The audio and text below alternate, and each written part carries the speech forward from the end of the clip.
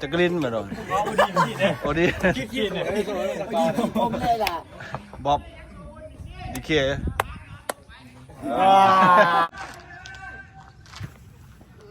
ทึบโอ้สบายดีเนาะเดี๋ยวมื้อนี้เราจะมาเบิ่งทรงผมและก็หน้าตาของทีมชาติลาวคนหนึ่งเกิน17 ปีนะจำนวน23 คนนะมื้อนี้ก็ทรงผมสั้นนะเป็นแบบอย่างนับตั้งแต่คณะน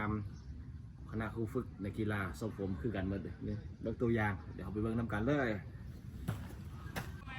ทรงผมก็สิประมาณนี่เนาะคล้ายๆกันหมดเลยนับตั้งแ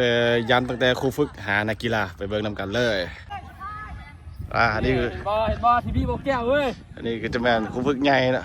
ทรงผมก็จะเป็นแบบอย่างให้น้องๆนุ่งๆสั้นกิ๊บโคราชนะทรงผมก็ยักได้เท่เลยนึงเนาะโคตรเท่เลยนี่ทรงผมนักกีฬาประมาณนี้ เดี๋ยวถ่ายรูปกับคักไอ้เบิ้งเด้อ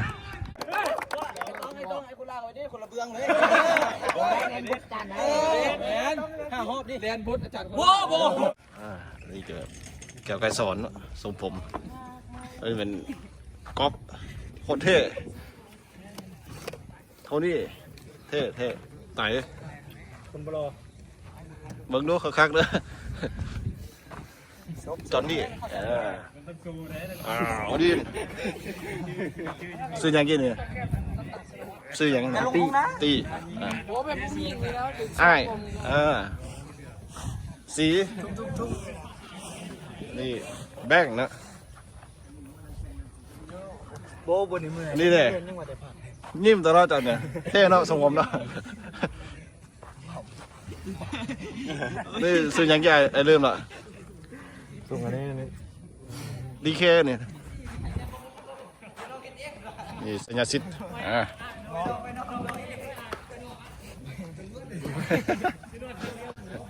สารคำนี่เดี๋ยวชิวคำนี่จักคึกเดี๋ยวมูฮัมหมัดอาลีเนี่ยอันนี้แห่งโตตึงกิ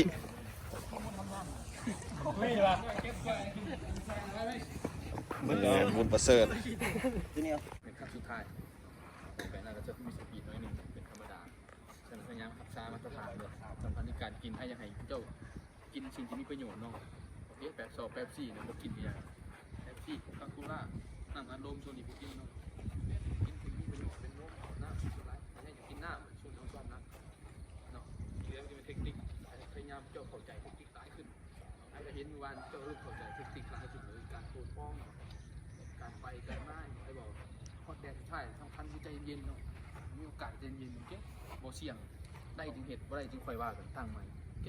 พยายามเพื่อบอกเลยทีมเฮาบ่มี11ตัวจริงเนาะเพื่อบอกเจ้าต้อง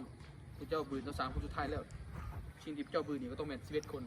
เนาะอ้ายยังบ่ได้ฟิกผมเป็นไผ11คนบ่เล่นแต่อ้ายสิเบิ่งว่าเป็นไผเข้าตามแท็กติก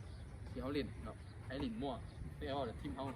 เตะเป็นทีมเนาะบ่ได้มีซุปเปอร์สตาร์โอเคมีไผเหนือไผทุกคนเขาเทียมกันเบิดต่างแต่ว่าโอกาสเจ้าเชียร์เอามันได้บ่เนาะสำคัญสุดเว้ยให้แช่น้ำก้อนน้อยนึงวันว่าเป็นอย่างเนาะให้แช่แล้วขึ้นไปอาบน้ำเตรียมถ่ายรูปพอเป็นถ่ายบุคคลก่อนโอเคประมาณ10 โมงครึ่งมันจะถ่ายรวมฉะนั้นพยายามรักษาเวลาโอเคใจนี่หมดเลย